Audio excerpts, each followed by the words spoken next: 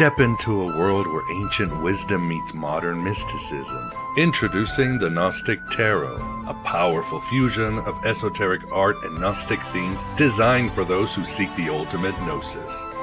This mesmerizing deck, rich in symbolism, draws from the profound teachings of Gnosticism, serving as an ideal companion for meditation, reflection, and the exploration of spiritual realms. Whether you are a seasoned tarot enthusiast or new to the practice, the Gnostic Tarot caters to all, offering a portal to ancient wisdom and a tool for uncovering the hidden truths in your mystical journey. Unveil the mysteries, embrace the wisdom. The Gnostic Tarot is a timeless companion for your spiritual odyssey. Take a journey with Gnostic luminaries and learn their stories in a visually stunning manner. From Sophia to the Gnostic Christ, their journey is your self-discovery. Choose from the basic deck or the deluxe version, which includes a beautifully crafted journey book and a magnetic storage box, ensuring that your Gnostic Tarot remains a treasured companion on your spiritual quest. The Gnostic Tarot is an original and collaborative effort between Miguel Conner of Aeon Byte Gnostic Radio and Matthew Schmitz of Altrusian Grace Media. Visit our website to embark on your journey today. Syncrasis Publishing, where ancient wisdom and modern mysticism converge. Happy heresies and welcome to the desert of the real. Welcome to Aeon Byte on this Mercury day. My name is Miguel Conner, and as always, I am your Pompatus of Gnosis, and I am so excited you have manifested here at the virtual Alexandria. And I'm also very excited about our guest today, somebody that will open a lot of doors and open a lot of eyes, and that is Rachel White. Rachel, thank you very much for coming on the show. Thank you for having me. I have to tell you, as a fellow tarot deck creator, I've made 2 decks. One of them is a tarot deck. That intro, I'm going to get that. I've been looking for a new deck. Great. Yeah, Yes, I'm I not think even kidding. I love that stuff. And like Hermes and those characters, I totally was seeing what you guys did there, and I like it. Oh, well, thank you very much. Yeah, it just sort of came to us. My wife is the tarot expert, and it was just one of those synchronicities. And we wanted to create this sort of new design that combined everything from sketches, everything. We did prayers and meditations. We did throw AI in there. We wanted to make it this modern, syncretic, very much like the Gnostics did and the Hermeticists did. Just throw everything in the kitchen sink and let Thoth Hermes decide how it's going to come out. But yeah, your deck is well, yeah, we can talk about my deck. But speaking of the three-faced Hermes, I really think the Emerald Tablets content is incredibly relevant for this moment. It's been coming up a lot. I do spiritual transformation coaching work one-on-one with clients. You'd be shocked how he's shown up to the party, or maybe not. Maybe you're very tuned into that, but it feels like that era of the, what did he call the 144,000 souls, the beings of light here? Or there's a terminology like that. Seems to be a thing right now, Miguel. Yeah, and my tarot deck, I worked with an artist named Emma Cook. She's actually started as a client of mine when I was living in Chicago, and a friend. And since then, we've made a flower essence deck as well, like an herbalism deck that you can use as an oracle deck, or if you're trying to learn about non-psychedelic plant medicine. I know when people hear plant medicine now, they're like, yeah, let's go. And I'm like, well, we can do that too. But also there's like flowers and herbs and stuff that are cool. Yeah. very cool. I know you're right. I've been banging on this show that this is the age of Hermes, the age of the trickster. We are in a transition time. Humanity is changing, and only the god of doorways, the god of the hinge belongs to Hermes, will get us through the other side. And I'm not being like, oh, Kali apocalypse. I mean, no, just look at our history. Just look at other times in history where we change. There's always the trickster, and Hermes, the god of magic and change and transformation, is there ain't no the Aeon of Horus on the way. I hate to disappoint people. I've been writing. I love writing on Substack, and I do weekly kind of card polls and previews. I just think Substack, for whatever reason, the energy there doesn't feel as terrible to me as it does on Instagram or these other places. But I've been writing a lot about liminality. I've referred to this year 2025, particularly after the Lunar New Year, when we enter the year of the wood snake, as the year of the trickster. Mm, And one of the things I've done is I've tried to step into asymmetry, liminality, and hyper novelty whenever possible. So the crazier the idea, trying to go for it. I invited a comedian on the podcast because, I took a risk. I sent a video he did. He did an address to Elon Musk that went very viral, and it was called Dear Elon. And I sent it to a client and friend of mine, and I had no idea her son worked for this man for oh many years. wow. They're good friends. They have matching tattoos. And I was like, I wrote him a letter, maximum trickster energy. I actually quoted the Winnebago, Native American Winnebago trickster cycle for him in there. There's a Yeah. line that's like, trickster eats own anus, trickster puts penis in box, box goes over river, just really hardcore shamanic trickster stuff. So I'm waiting to hear back, but I'm glad that you said that because it's been coming up for me, my clients. Synchronicities are wild right now. They seem to have a sense of humor to Mm, them. yeah. And the fairies, man, nature spirits, elementals. I've never seen them this active, ever. No. And they're tricksters in their own right. Like we've recently had to reinstitute some boundaries here at the house because they started leaving me things on my bedside table, which is very sweet, but it's also very creepy if you're a psychic and you're trying to maintain boundaries. Yeah. Hmm. Yeah, very true. And yeah, and from the native lore, the trickster's job is to change you, and you either change or you are destroyed. And of course, who wants to change? I don't want to change my habits and Yeah. grow. I just want a chill life. But this is not the era for that. This is No.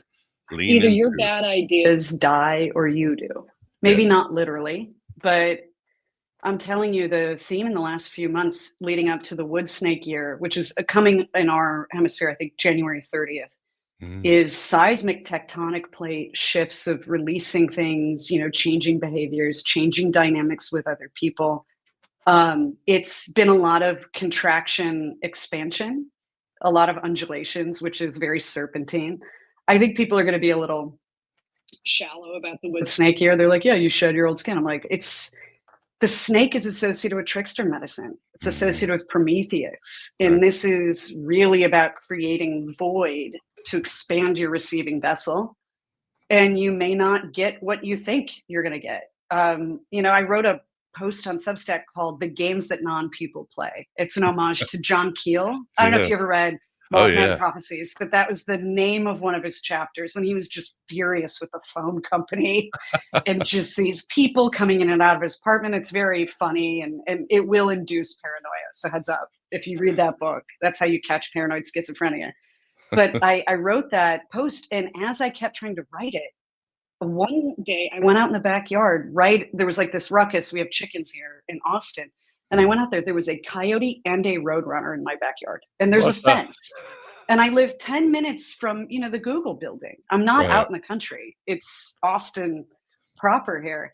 And the minute I saw the roadrunner and the coyote, I was like, oh my God, trickster time. Because it's the cartoon. Right, right, and the Acme And anvils and all that. yeah, blew my mind that like they're being that funny about it.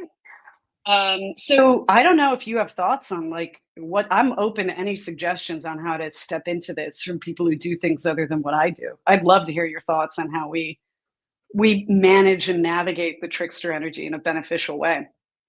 Well, I think it's always gonna be the same old, same old. Take the inner journey and listen. The trickster in your soul has a mission, your ego is gonna fight it. If you listen to what your role is and you're willing to alchemically transform, which is our destiny, I can't say everything's gonna be all right, but, you know, it is what it is, you know? When you say chemically transform, that's interesting. Have you noticed the energetic physiological alchemy lately? No, Like what do you big mean? shifts. I've really been feeling things that are I'm fairly certain energy based in my physical body a Mhm. lot. And I had a dream the other night that James Fox, the guy who made that UFO documentary about Brazil, and then the other one called The Phenomenon. He Mhm. was in it. And he's not like a figure in my mind. I'm not a big, you know, into that. And he ran up to me and he grabbed my arms and he said, Archangel Gabriel came up to me in my kitchen and he told me to tell you that what you're feeling right now is this energy moving between the space between all your cells. And you have Mm. to let that happen. And I was like, I woke up and I was like, WTF a little bit. I did not know what to do with that. It's still simmering, I guess. But that's been a theme of this concept of people not just getting activated or awakened. Those are all terms that have been used so much they almost don't mean anything to me anymore, kind of a thing. Like, I saw an angel number, it's my activation. It's like, you'd be on the ground if it was your activation. You'd be begging for it to stop. But it does seem to be coming alive in people's energy bodies and bodies. And a lot of people are reaching out to me saying, I thought it was anxiety, but it's not. So I don't know if you have any background in that or thoughts on that. I'm all ears. Yeah, I mean, obviously we are changing and there's so many shifts going on right now, astrological, historical. I mean, it's all well, again, we are in a transition of the ages, so it's gonna happen. And the internet has let the cat out of the bag, so it's almost in a way it's hard. I'm sure you agree it's both harder and easier to control the sheep, right? So Oh yeah. There's splits happening mhm, with that. And I wrote a post called Splits Happen or The Quickening. I actually think I took that from Art Bell and I gave him credit for it. Art Bell, was it Coast to Coast Radio? I think that's the name of it. He had a great supernatural kind of yeah. occult radio show. And he interviewed Malachi Martin for several hours. And, Martin was a Catholic exorcist, Mhm. wrote a lot of great books, including Hostage to the Devil. I interviewed his protege. I'm friends with him, Ralph Sarchi. No. I don't know if you're familiar with former New York City Police Sergeant Ralph Sarchi, who is a demonologist, exorcist, and hilarious. He's got angry gym teacher energy. But the idea of the quickening is these contractions as we get closer to a birth of something. And I think people are choosing one direction or the other quite precipitously. Trains leaving the station going in opposite directions. Some people are gaining awareness, allowing themselves to kind of get cracked open a little in a positive way. And to your point, like taking the inner journey and listening, I think people are noticing or doing that. And then a whole bunch of other people, some of them quite surprising to me, I would say, are burrowing deeper in, Mhm. putting the blinders on. And it's a real free will moment of like, are you strong enough to bear witness? What are you going to do with this free will? Are you going to ascend into gnosis? Or are you going to go back into the cave? That's it in a nutshell, in a way, same as it ever was. Quoting the song by Talking Heads, the game has not changed, the solutions haven't changed. It's just a little stranger time. But oh, let me bring in Graham. Graham, how are you doing? Oh, pretty good. I was going to say, what I'm going to throw in here is I always try to remind myself apocalypse is unveiling. It's not Armageddon, though we can get Armageddon if that's our choice. Thanks. Well, isn't Armageddon the root of it? The Hebrew is Hagmageddon. It's a literal mountain in Israel where they say the last battle is going to happen, right? Yeah. Yeah, it's where many of the great battles over the years have been fought. Yeah. And yeah, like you, I've always reminded people I actually like apocalypse. I like the scales falling from eyes, but I've also at my old age now realized that that's not how everybody's wired, and that's been a tough one. How much of this do you share? How much of it can be received? Who do you talk to? When? How? And then how much are you just allowing it, to be spirit's job of Mm. communicating and maybe sometimes taking a back seat? Exactly. And I think the other thing too is the idea in this trickster age is to embrace ambiguity. As Yeah. humans, we want to understand the patterns, we want certainty. Nothing wrong with that. As kids, we want to know when the next meal is, but we have to learn to embrace the great unknown because we just don't know. And that's where the magic happens, really.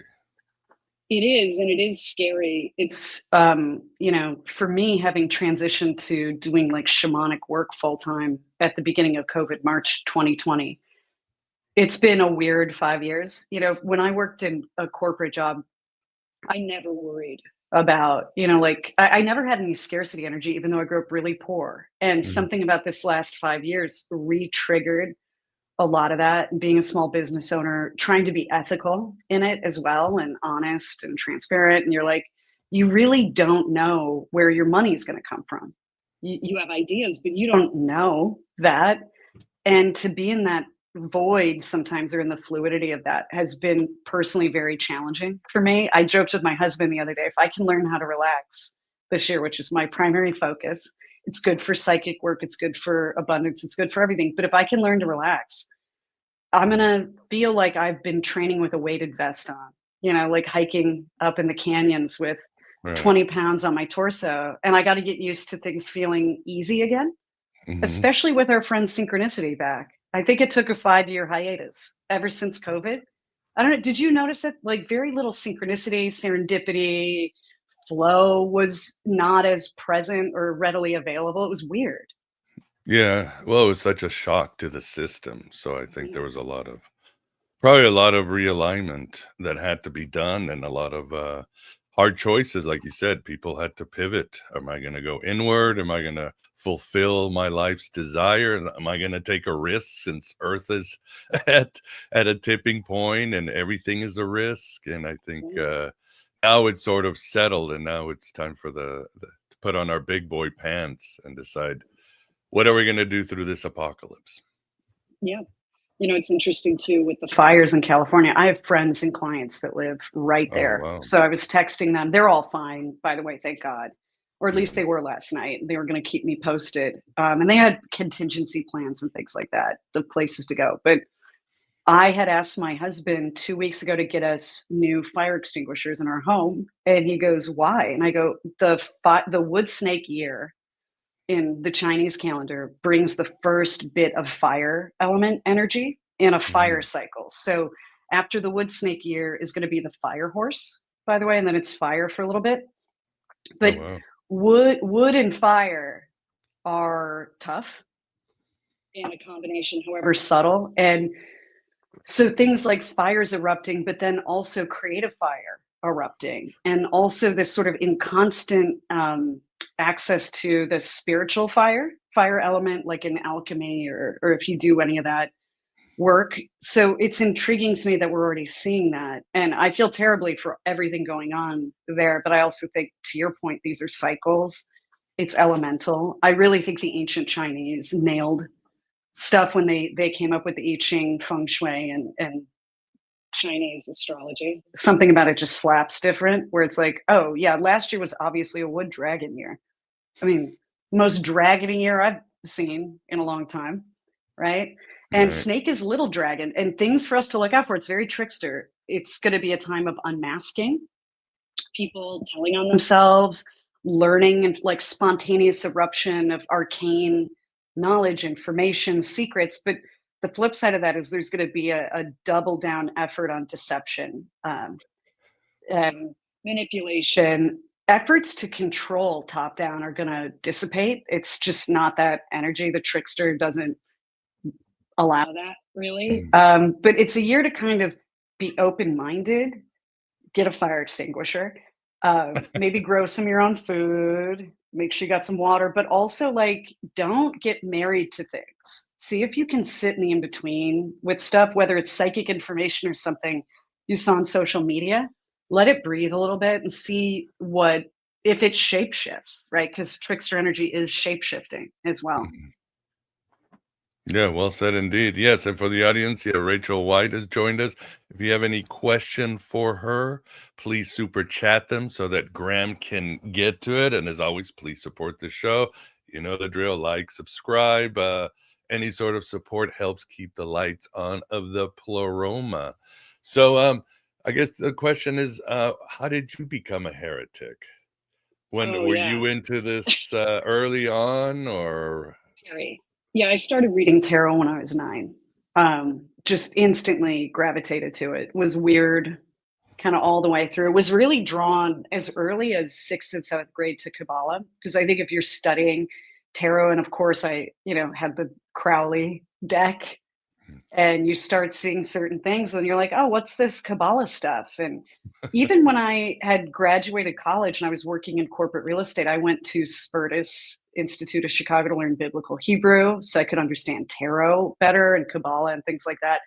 So yeah, I was weird before it was cool. It's so funny. I was not on social media until I self-published the Totem Tarot deck, because I was like, now at this point, I kind of have a fiduciary responsibility to myself to have social media. Right. And I was stunned to see how popular like the woo had gotten during COVID. But I was also instantly devastated that it was sort of that like simulacra, Sedona, white wine breath, like love and light stuff. And that people were really snake charmed by that. And so my push right now with what I do, my business is called Totem Readings. And I do all the work I do is one-on-one, nothing is group. And it's just because I think everyone is so unique and different. And part of what I try and do is like figure out what you are. And I just don't know how you do that at scale. Maybe one day, maybe we'll find out. But I also have a podcast like you do, and it's called The Skeptical Shaman. And I have people on like Mr. Alan Greenfield from Hellier and others to dig into like the meat of this, that these are, Chinese astrology is something like 5,000 years old that we know of. We're standing on the shoulders of giants. So this isn't just like, I see 111, it must mean good things kind of tripe. And then also get into dialogue around using discernment and skepticism and not being afraid to do that.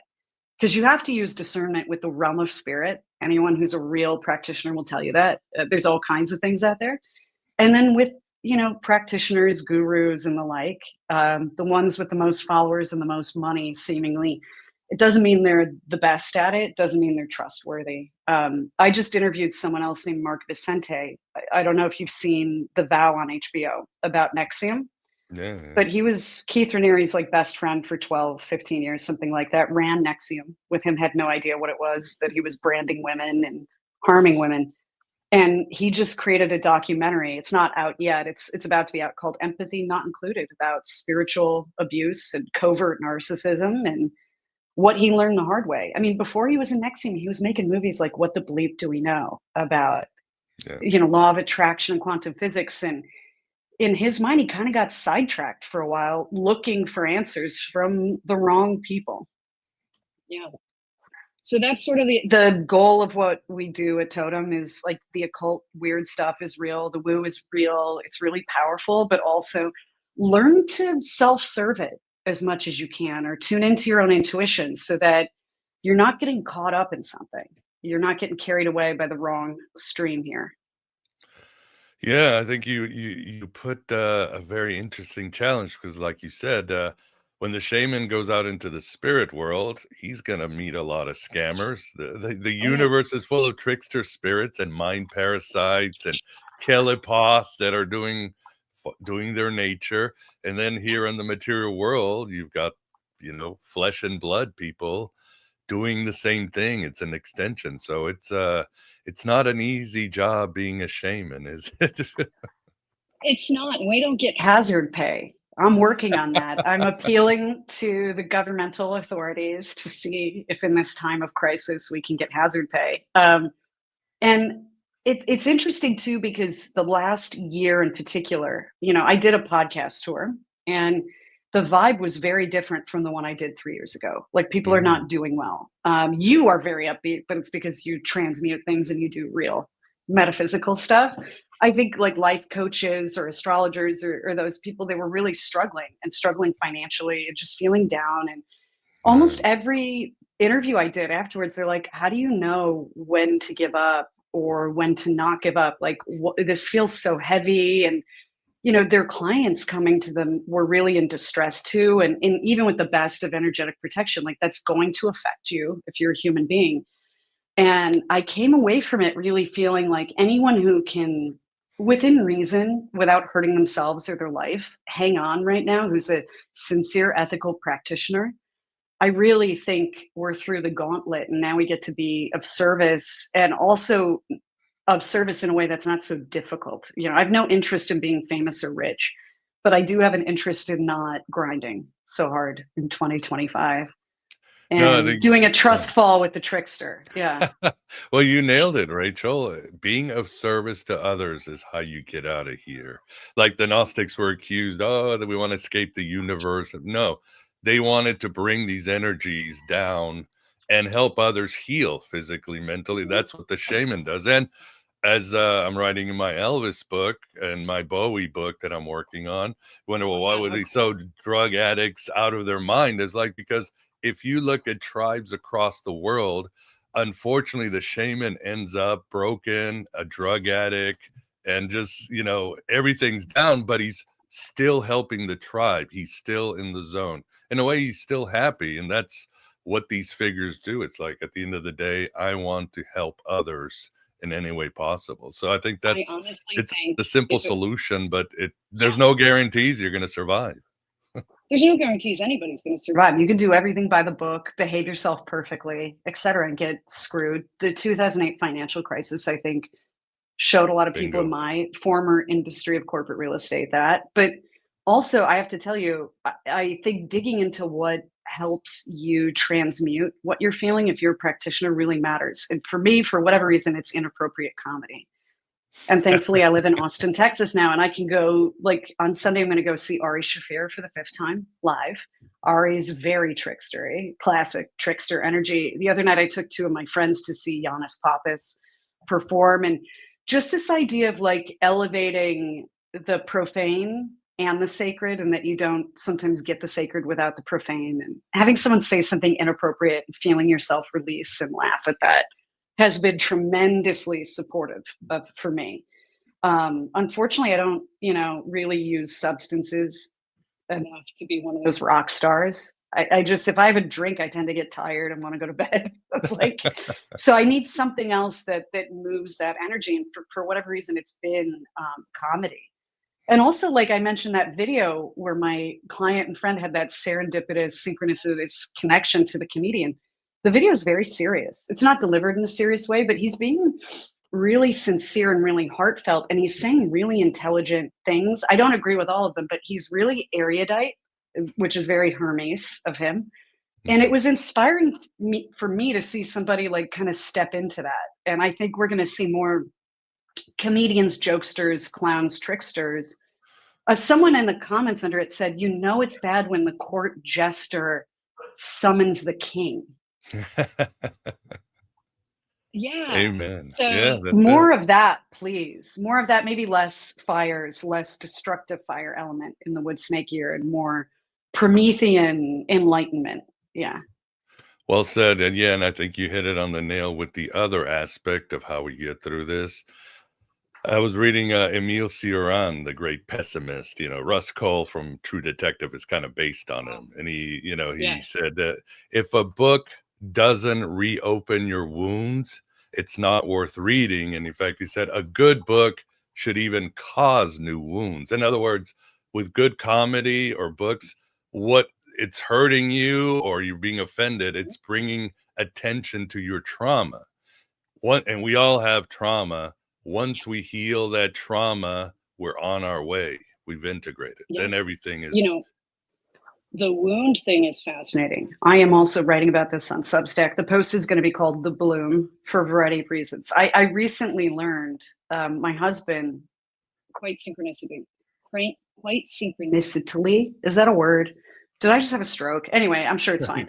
After I had a really intense dream about childhood wounds and healing, and like I was with my dead grandparents, it was very sweet, said, there's a reason why people in most of the world, they leave their eggs out at room temperature because we have backyard chickens. And he goes, they don't wash them. And he goes, because they're covered in something called the bloom. There's a very precise like microbiome seal over an egg that prevents any germs from getting into it. But the moment you wash it, the clock starts ticking. And he goes, so you wash them right before you cook them. And I was thinking, what an apropos metaphor for this energy right now. Because I feel like I'm getting broken. My bloom seal is getting cracked. And to this end, the other night I've been having wild dreams and astral travels like I've never had in my life. I was on stage doing comedy, like stand-up comedy. I have no desire to be a stand-up comedian at all. But I was doing it, but it it wasn't funny. And it was just about how abusive my parents were and like screaming at people, making them listen and act like it was comedy. And I woke up and I was like, what the hell? Because I've been in therapy and stuff and I'm a shaman. I've had some energy work. I was like, why is this coming up?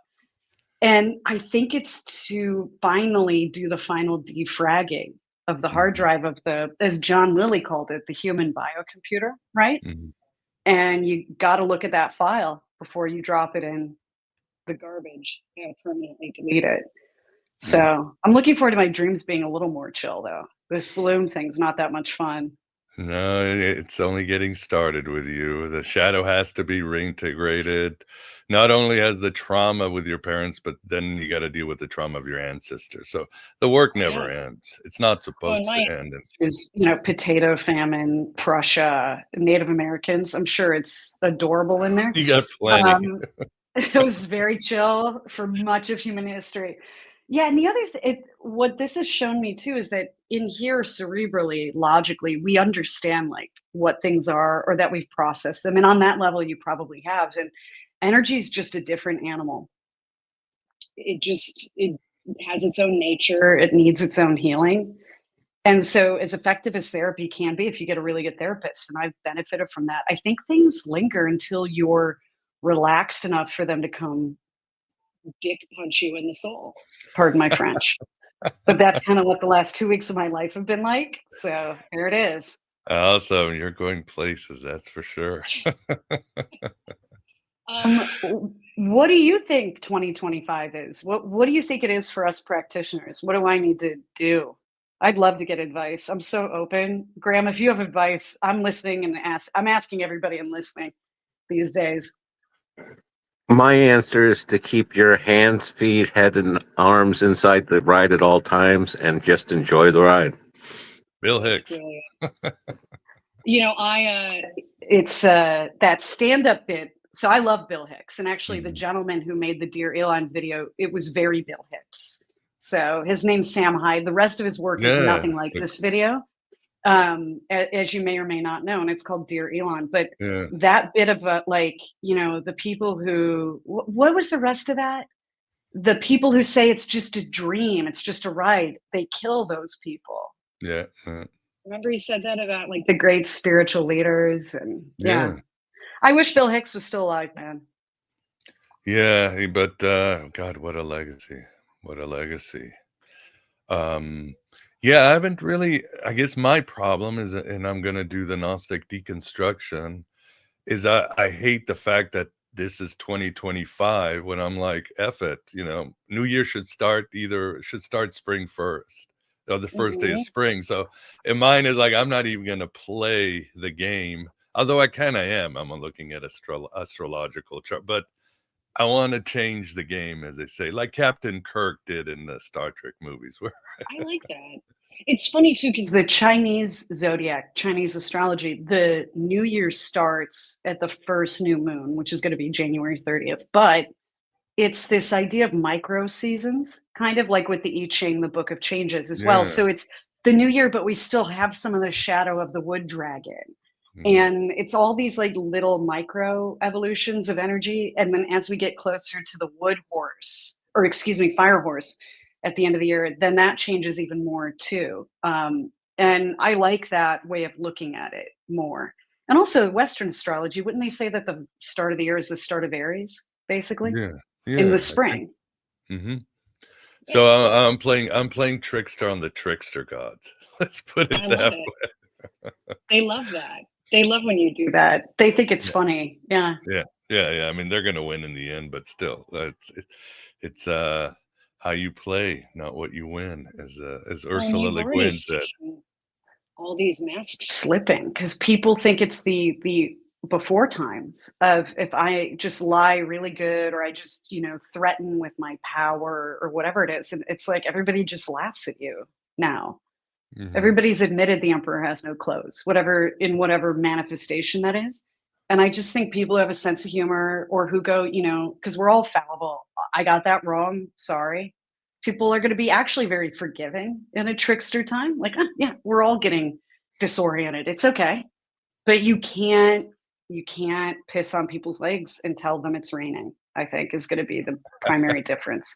That's from, by the way, Judge Judy, American Treasure. Yes. Okay, okay. Well, I guess the question probably the audience wants to know about is again, and you with your guests and your work is the idea of false gurus and who to trust and all that good stuff. Especially, I mean, as we're talking, this is the best time to be alive because we can all. The Gospel of Thomas says, "If you bring forth what is within you, it will save you. If you do not bring forth what it is with you, it will kill you." So in this day, we can all write books, blog posts, videos, Mhm. TikToks. We can create spiritual services for other. I mean, we can all express ourselves. At the Mhm. same time, there's never been a glut of courses and spiritual leaders and all this stuff. It's so. How do you separate the wheat from the chaff, Rachel, in this day and age? Yeah, there's a few different ways. One thing that I'm contemplating now, courtesy of Sam Hyde, Graham, is the concept of Philip K. Dick. Actually, was the first one to coin this term or to use it in this way in "Do Androids Dream of Electric Sheep," which is kipple, which is this term for like Hoarding. garbage, litter, mess that just self-replicates when you're not looking at it. Just stuff, quantity that's all disposable and hollow, and there's nothing in it. There's nothing real. There's no care. There's no craftsmanship. And so one thing I would encourage people to do is I personally like to read content or listen to podcasts where they're talking about a thing that's a good in of itself. Very Aristotle, Nicomachean ethics thing. I'll learn about beekeeping or hunting bears or being a curling athlete, right? But I don't want to listen to people that have 6 bullet points on how to become successful in 6 months. Like that, the parasitic noise on top of the real stuff, I think has to go.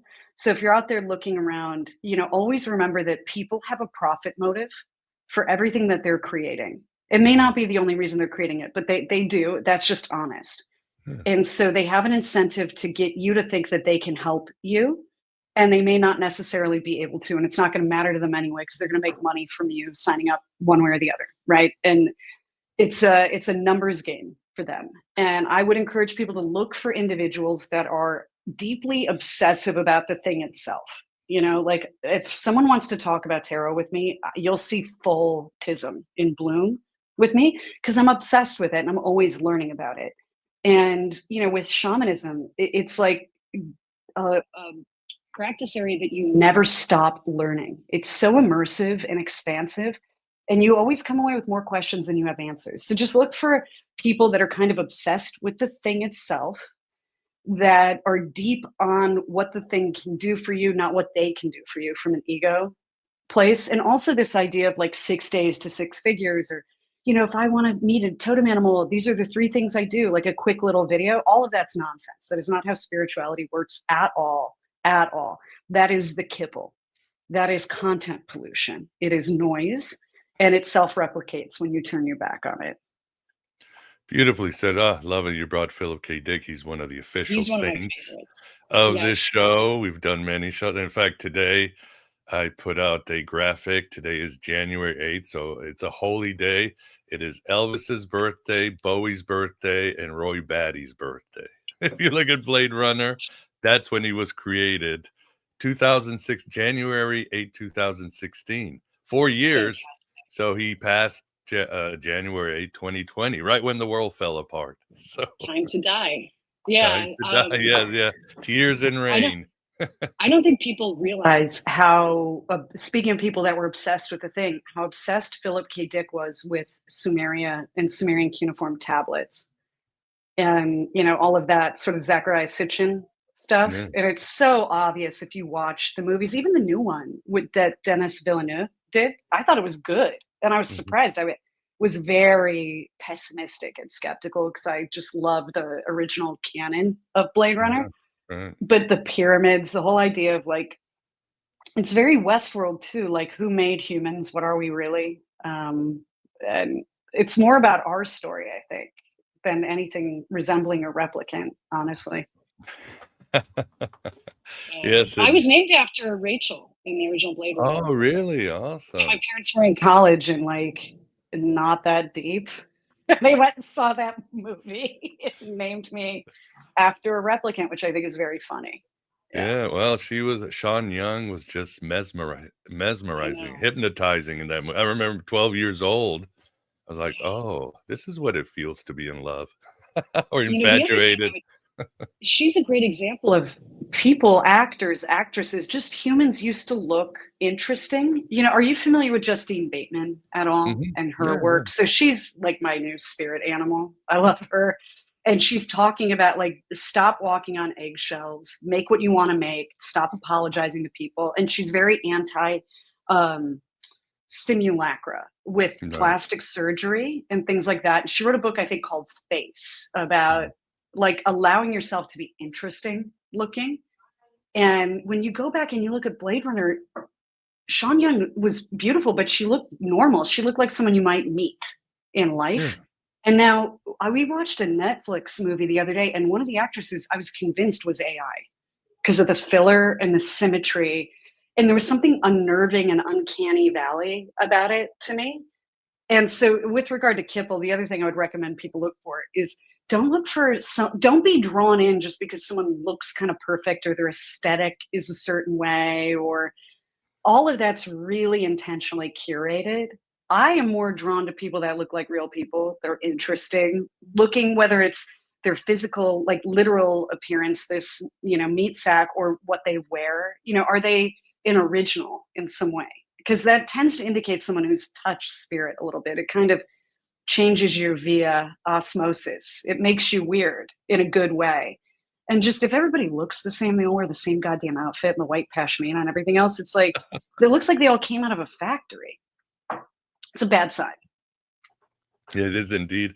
Well, I want to bring in Graham because in a sync, I've known Graham for about 10, 15 years, and he's one of the great fake guru hunters that I've seen. He's been Yeah. doing this for a long time, and he makes no bones, and he brings the receipts, sometimes like book length I got receipts you on guys these on the books. podcast. If you want to come on, I'd love to. We'll talk about it today, but I'm so pumped about this. Please, Yeah, Graham. sure. Graham, let us know. I was How going do to you say spot a one of fake the one? yeah, one of my big rules is, when it comes to trust, one of my little snippets is do not trust yourself, trust others even less. That's And really it's a good. matter of, you got to come to your best conclusions, knowing your best conclusions are going to be flawed at times. And Giving yourself one of permission to change your mind. Yeah, and one of my big tests is I see, the false gurus as part of a larger problem of narcissism, Oh, which is a 100%. matter of people who see hurting others and profiting from it as a perfectly acceptable way to go through life. And I Mhm. detect them using what I call DHI, decency, honesty, integrity, where how do they treat other people? How do they treat, the least amongst us? Honesty, do their words match what you can actually tell about reality around yourself? And integrity, do their actions match their words? Or do they just say something and do something else instead? It's And funny. by That's you, exactly what Mark Vicente said. He learned making empathy not included. I've got to connect you guys. Yeah. yeah, no, that's my way of doing it is basically those three hurdles and everybody falls on them. And if they do they apologize or do they blame others for them falling? If they blame Yeah. others, that's a dead giveaway. If they sit there and say, sorry, what can I do better? You're dealing with somebody you can probably trust. Tag. It's interesting because Keith Raniere, who led Nexium, right? He would tell everybody, and everybody would repeat that he was a renunciate, that he didn't have any money, he didn't have a home, he didn't have sex. And then they would watch him in the hallways kissing everybody on the lips and grabbing ass. And they were like, Hmm. and they did a weird cult thing where they were like, but we've been told he's a renunciate, so there must be an explanation for this. And it's like, no, you're looking at the explanation. He's gross and he lied. So Mark's primary focus, because I asked him this question when he was on my podcast. He goes, watch what they do, do not listen to what they say. Right. It's very simple. Yeah. Because generally, too, the way someone does one thing is how they do everything. If they're rude to servers, bartenders, housekeepers, Lyft or Uber drivers, they're they're rude. That's who they are. Yeah. Yeah, very true. And I know and sometimes it's hard. I mean, I know I wanted to bring up Jeff Foxworthy. You may be a redneck, you may be in a cult. I'm sure I've been in cults, and most of the time is because I wanted the pain to stop. Same reason I got into drugs, and Yeah. because I wanted the pain to stop, and I would do anything for the void to be filled. And these figures offered salvation. It was only now, later in my life, where, like Jung said, he said, nobody's coming to save you. You are going to save yourself. There are people on the way that will help you, and then you move on, but nobody's coming to save you. You're in charge of stopping your pain. Well, And and that, the just so spirit. you know, is the theme of the Wood Snake year. And I Mhm. know that I sound kind of like black pilled, I think, when I communicate with So, people about it, but no one's coming to save you. They're just yeah. not. This sense of like mommy daddy government or mommy daddy guru or whatever it is, this Or appeal Trump to or authority. Musk or Yes, Kamala, they're not coming to save you. They they're got their not. agendas. And they're not incentivized to. And what's more, and I think this is even more powerful, even if they wanted to, I don't know that this is within their control anymore. I don't Mhm. think this is the world as we knew it before. And I just see this as a time to really get real, focus on yourself, focus on, the people in your life, what's real and what's tangible, and handle that. And this idea too of you suffering unnecessarily for some ideology or cause, like someone's going to hear about you and come rescue you. They don't care. And if they care, they can't rescue you. Everybody's going to be, their bandwidth is going to get eaten up this year handling their own life, I think, in a lot of ways. Yeah. Yeah, that's for sure. And again, it's hard. I mean, I know, as I could fall into a relapse, a drug relapse. I could fall into a cult. I always leave that open, part of shadow work, to know. Yeah. Like you said, trust. Grandma's saying, trust no one. Don't trust yourself either, because the greatest trickster is our egos, and it will Oh, pull yes. the rug just like that. Yeah. And one of the practices I've put into place kind of formally, both in the one-on-one coaching work I do in my own practice, is, yeah, it might be that. We'll see. Right. And giving things some breathing room before attaching to them or being sort of Pied Piper, entranced by their shiny ball aspect too. Because, sometimes it's just like meeting people or becoming infatuated with a person. Give it 24 or 36 hours.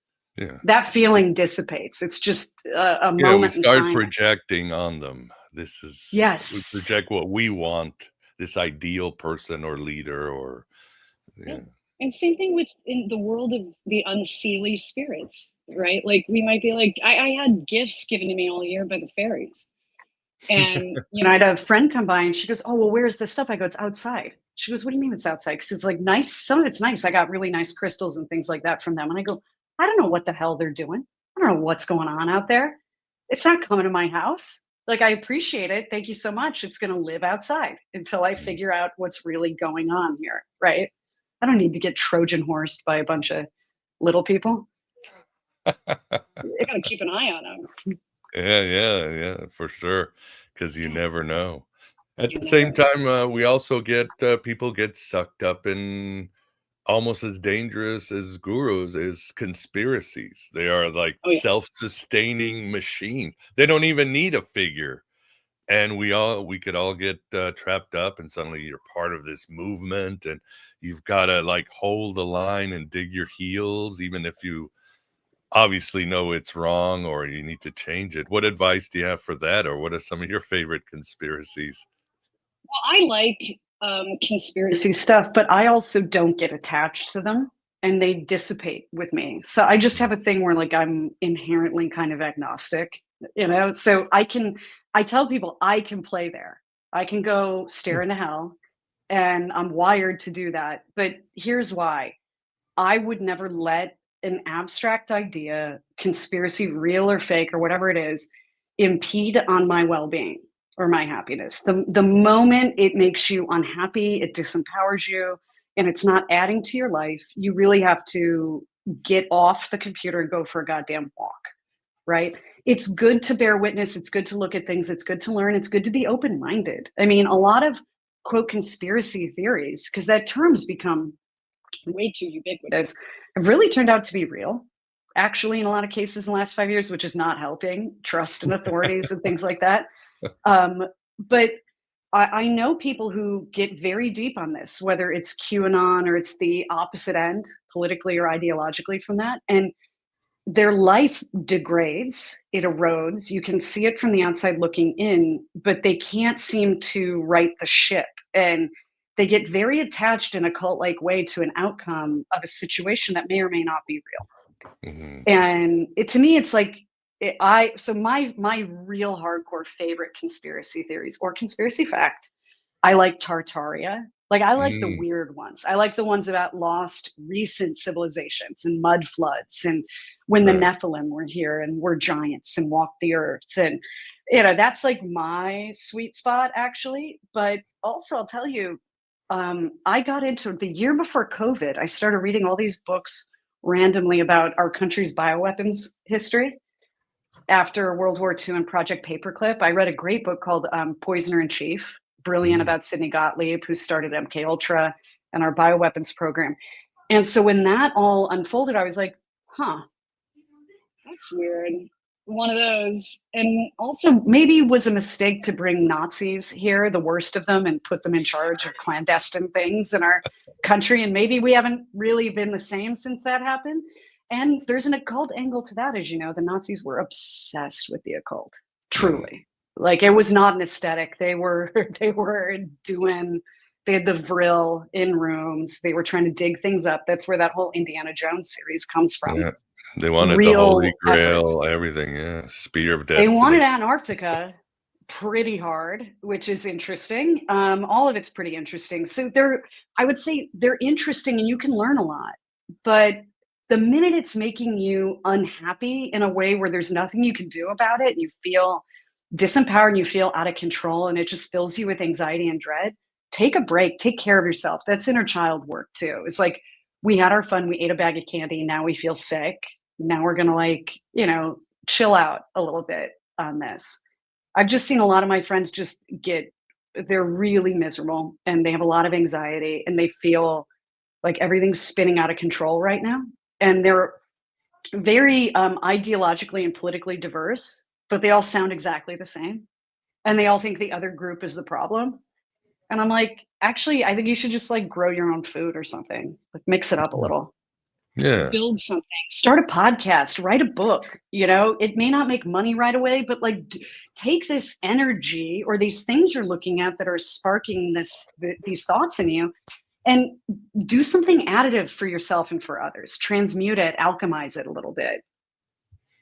Well said indeed. Yeah. And again, embrace the ambiguity. Know that there's probably no end. Again, it's the cliche. It's the journey, not the destination for the last.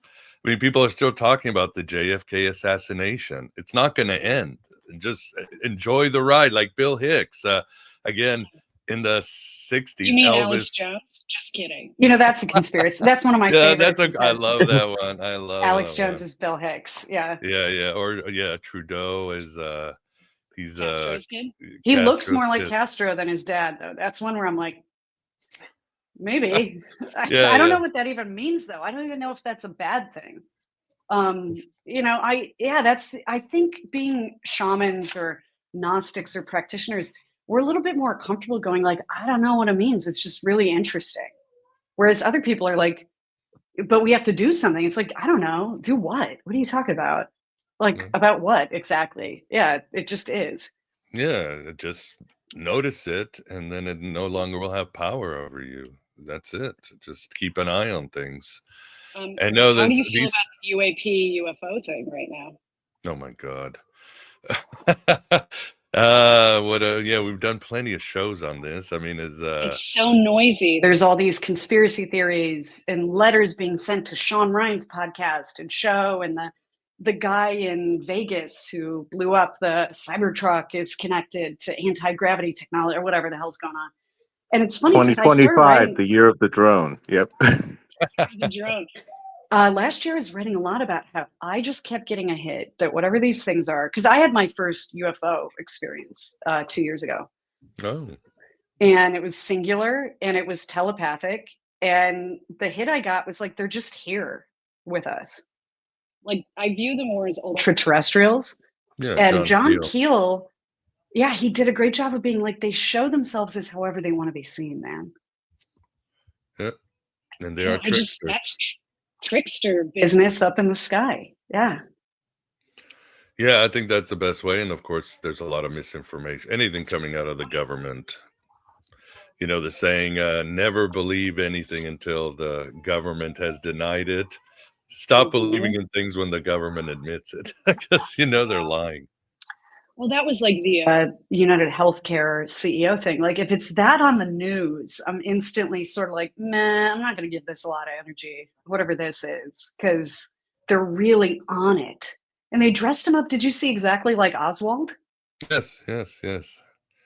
But I think was the that one where he Rachel, closed the now we're window. looking. Also, we have that is just the universe playing games. I mean, it does play with the symbols, the synchronicities. That's that is spiritual, supernatural. How it just starts I changing sent my reality. husband the Oswald picture. And then the Luigi Mangione picture together. And I wrote to him and I go, if you look at these pictures side by side, you catch schizophrenia. He was like, that's not funny. I was like, it is funny, actually. Yeah. Again, it's a wonderful time, but you just embrace the ambiguity. Go with the flow. Go with the trickster. You can't. And I think taking breaks this year, I'm not good at going slow. I'm not very good at taking breaks. I'm kind of like a burst worker, momentum worker. And I just don't think that's going to be a luxury that I can afford this year. I think I have to take breaks. I have to recenter. I have to meditate every day, kind of without exception, even if the meditation's not very fruitful. I don't know that we're going to go that fast this year. And thank God, because last year, I mean, I was really feeling what I would call change fatigue, like learning new skills, doing new things, that upward push of the wood dragon. I'd like it to go more lateral this year. Yeah. Yeah, for sure. I mean, there's a saying I always liked. How do you know in a Buddhist monastery that a monk has become enlightened? He stops meditating and pets the cat. That's it. Touch some grass. That's where you're going to find it. Yeah, and thank God I have the garden. I make these flower essences behind me. I sell them on Etsy, and really working in the garden, growing everything from like non-GMO organic seed. Even if people don't buy them, it's a real thing I'm doing out there. It feels real. It's tangible. It's like the most natural thing. And being a city mouse initially, being from the city of Chicago, this has been a real shift for me too, of like, I can go outside and touch grass or touch borage or touch nasturtium, and it works. People say that stuff because it actually works. Yeah. Yeah, for sure. Yeah, somebody who lived in Chicago, I can relate. Yeah, I think you went to Loyola. I used to walk by there all the time. Beautiful campus. Yeah, it is. And, I think I benefited because I went to Catholic school before that from sort of a Socratic method in a way I didn't know was unique. And a lot of Jesuits are a little bit more Gnostic than not. They're not like hardcore. they drink, they have fun. I remember we had a dance at Loyola in college, and the priests all showed up with like dates, and I'm pretty sure they were hookers. Like, it was fun, man. They didn't care. And they wanted to talk about Jainism or Hinduism, and it's a different energy, kind of, where I was allowed to really explore philosophy and theology as core curriculum. And I just thought it was like, Catholic Church. I had such a weird, spoiled kid attitude about it until I got out into the rest of the world and realized, like, oh, that was actually kind of nice, I think. Yeah.